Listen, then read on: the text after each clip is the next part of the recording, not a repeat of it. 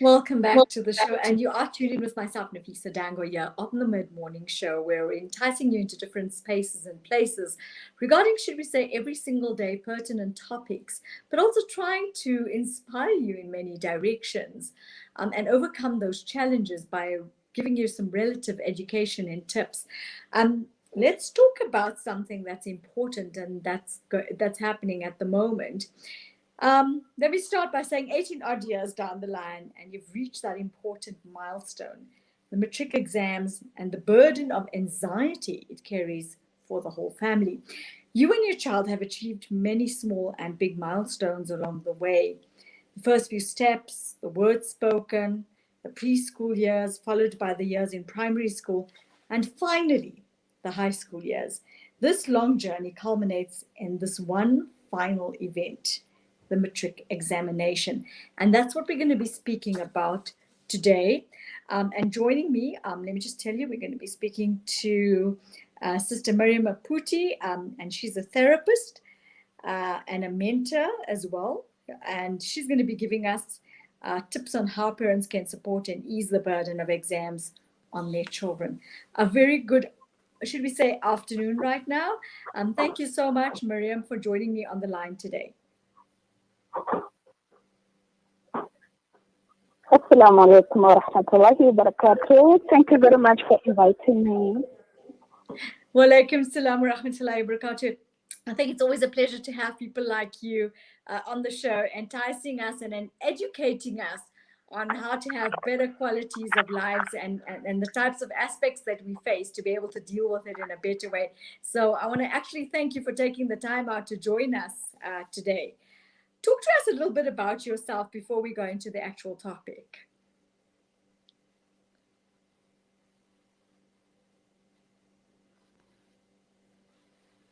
Sister Maryam, are you still on the line?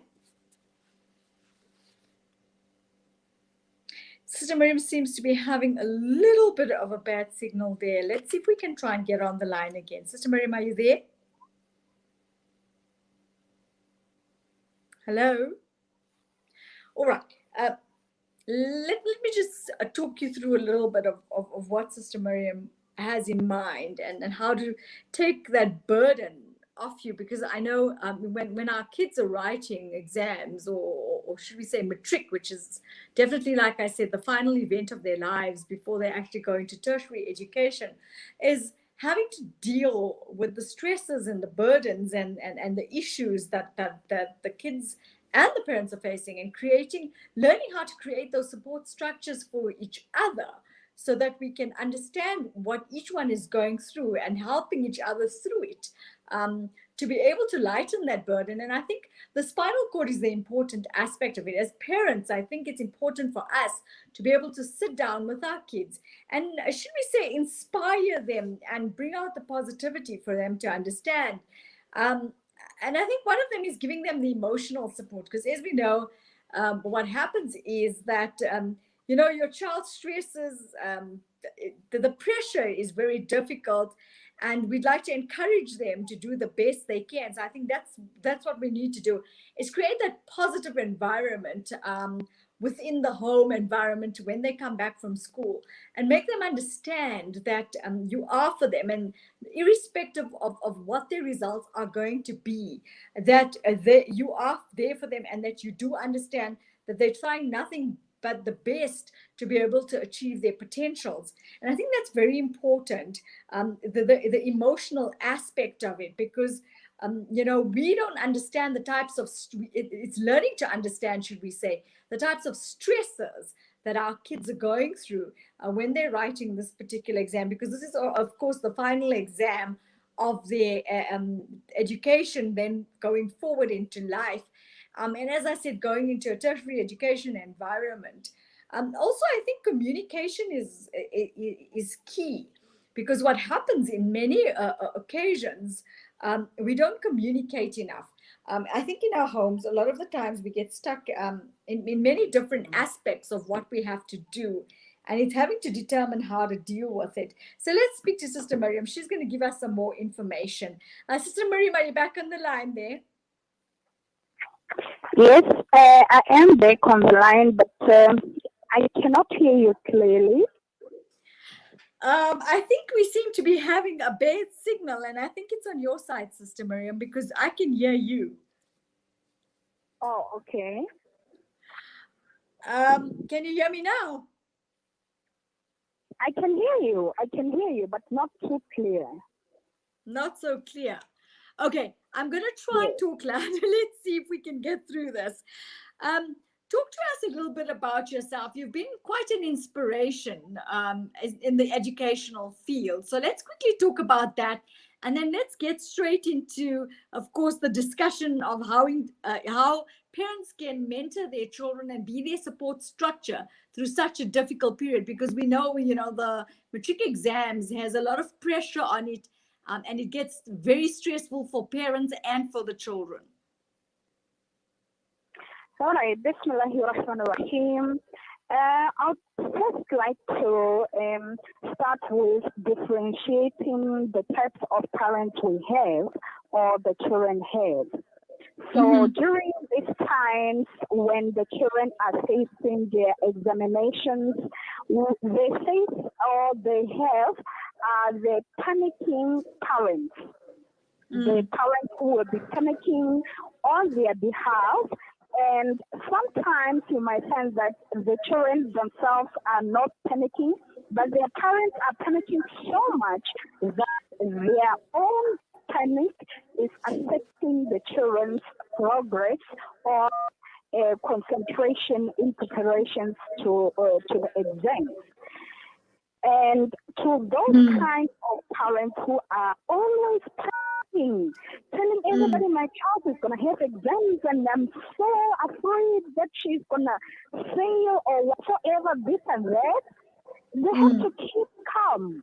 And they've got to stop panicking, because the more they panic, the more they are making their own children to panic.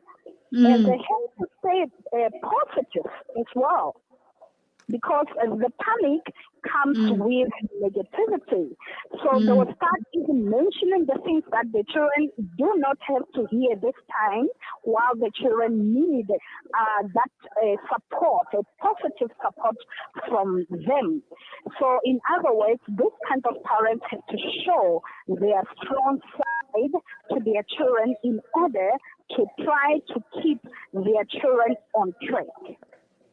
I so agree with you, because the thing is, a lot of the times, and as you were saying, the parents panic because the parents are normally the spinal cord, the support structure for the kids, and having to have that positive attitude and enticing them into a positive way is the better way to go, because I think that gives them the encouragement to tell themselves that they can do it. They have the potential to be able to achieve what they want.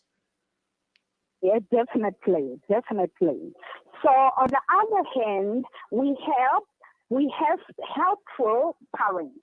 The parents who provide emotional support to the children, they provide them all kinds of help that the children need in this time of their examinations. And of course, those parents are the good parents that which we will look at what are the things that they can do, including the panicking parents as well. On the other hand, on the far hand, we have the parents who do not care. They don't care whether the children pass or not, whether the children's exams are near or not, or they don't care about what is happening in the children's lives. This is because they are too busy with their own things. Let's say they are working and they don't have enough time to spend with their children. Some of them, unfortunately, don't even know, as we are talking today, that very soon their children will be having exams. And it's just very, very unfortunate to the children, because they definitely need their parents' support. Most definitely. And I think it's the reassurance. But I think you brought up a very important point there, Sister Maryam, is the communication aspect of it, which I think is absolutely imperative. I think parents need to take out, even if it's about 10 minutes in their busy schedule when they get home. We know there's loads of responsibilities on them, but to just tap in with their kids for 10 minutes to see what it is they're doing, and if they need that Yes, added help as far as their studies is concerned. So like a lot of the times the kids, are afraid to reach out to parents to say, I'm not coping with a particular subject and I need that added yes, tuition, or I need guidance on something. And I think that's the only yes, time parents are going to determine that. And to show that necessary concern, I agree with you, is absolutely imperative, because this is something we need to understand. By creating those support structures, we are either going to make or break our children as far as their future is concerned, because it's by being with them, we give them those confidence levels to be able to understand that they can go out definitely. there being holistic people. Yes, yes, definitely. Definitely. So yeah, that's why I started off by dividing the parents into three types. That which the parents have to be aware of themselves.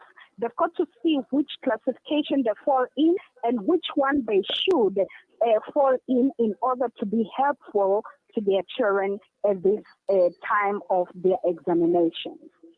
That's true. Now, Miriam, I'm going to ask you a question where, then we get the other side of the line where you get a parent that's like overly involved and, stressing the child out, saying you have to study, insisting on it.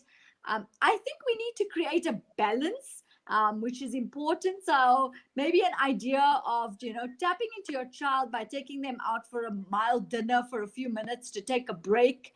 Don't you think that will also help, because it will create the communication factor with the kids, but also give them a little bit of a break and a change in environment. So when they come back, they're literally refreshed for their next round of studying.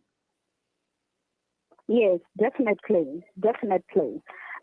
So it's important for the parents to draw or to help their children draw timetables or schedules for the preparations of the exam. This within that timetable that has to be drawn, there have to be some times where the children take some breaks, that they have to attend to whatever things that they used to enjoy, just to try to balance between the books and what they are used to, in order to gain the energy to go back to the book and do their best in their book. That's very true. What other tips do you have for us today? Yeah, so I'll focus more on the timetable issue. So as they are creating these timetables, they've got to start with the most difficult subjects that the children find difficulty in, as to revising them.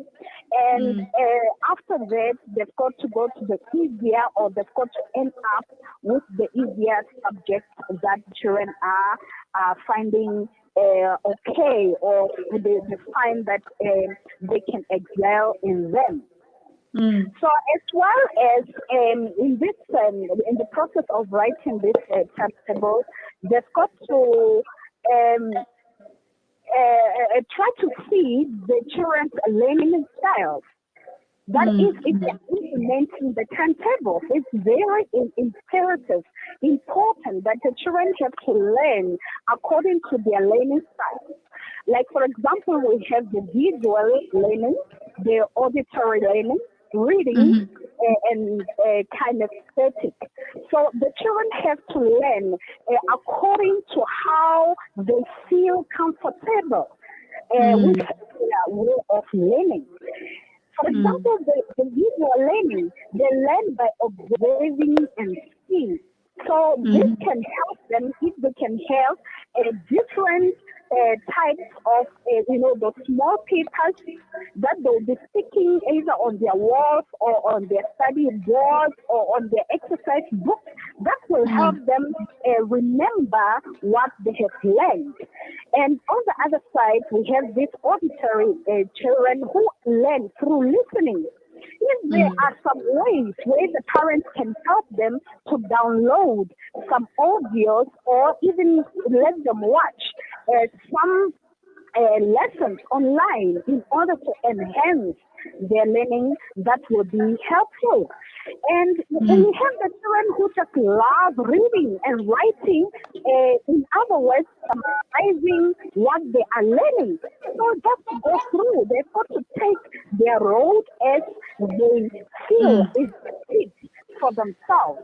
And on the other hand, we have kind of static children who learn by doing and experiencing. And those kind of children, let's say they have a book or their notes which they are supposed to learn from. So you will see such children, they will be going up and down in the house, going up and down while holding a book, learning.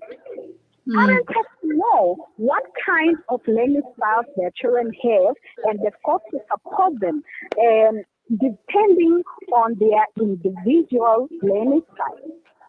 Oh, you've made such a valid point and such an important one, because I think every single person, including ourselves, have our own ways of learning things. So I'm so glad that you brought that up, because each individual has their own version of the way that they absorb information and education. So I so agree with you there. And another important point that you've brought up, Sister Miriam, is looking at the strengths and weaknesses of our kids and working with them on those weaknesses to be able to help them overcome that. And I'm talking about, should we say, the subjects that they find difficulty with. And then, of course, through the communication, getting them the necessary help that they require as far as that is concerned. Yes, I did not get you very well. Can you repeat that, please? Sure. I was saying you brought up a very important point where we need to look at our kids' weaknesses and work on that for them, for us to be able to understand which subjects that they're finding difficulty with, and then getting them the necessary support structures as far as that is concerned. Yes. Yes. Yes, definitely.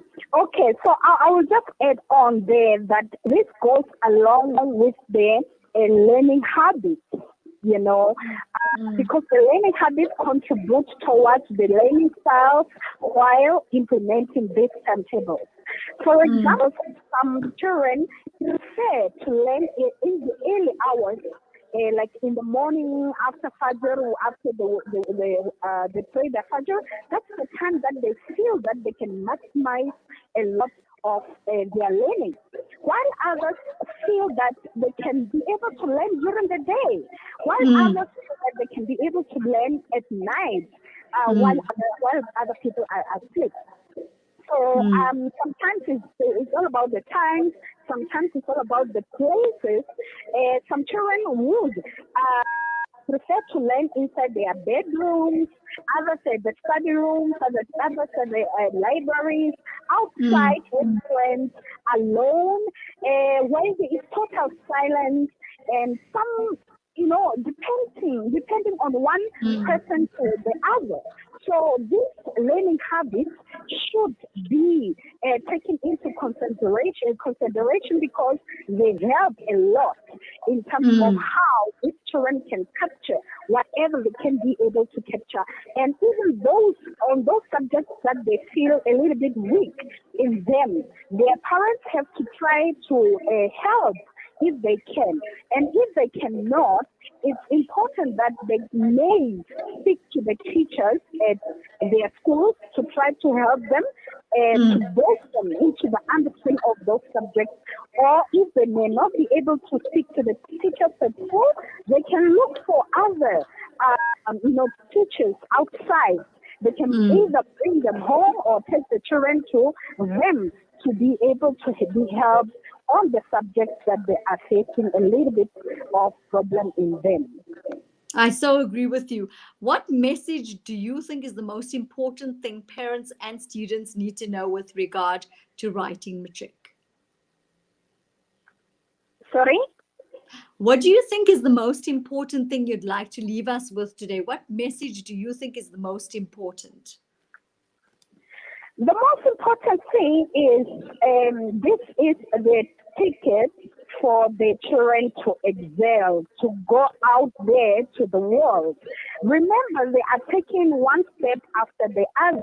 And this is one of the main or important steps of their life that they are leading them into realizing their goals, their dreams in life. As we look at the South African system, the children start choosing, sort of start choosing their career when they write their matric. So this is a serious a point of life to these children.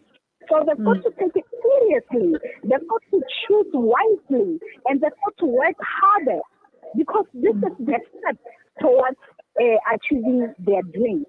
I so agree with you. I want to thank you so much. We seem to be running out of time.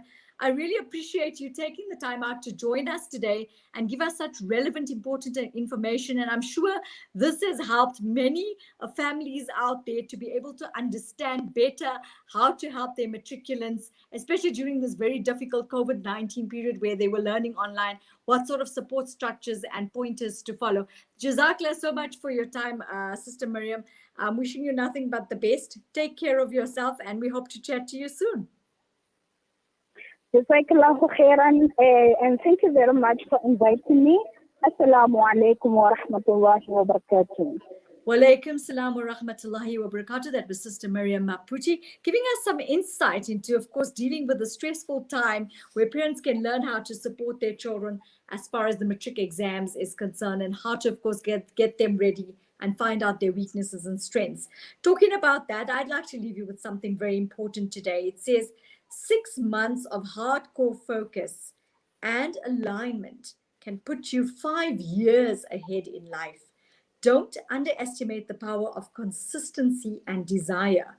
You have what it takes to become the best that you can be. Don't ever doubt yourself.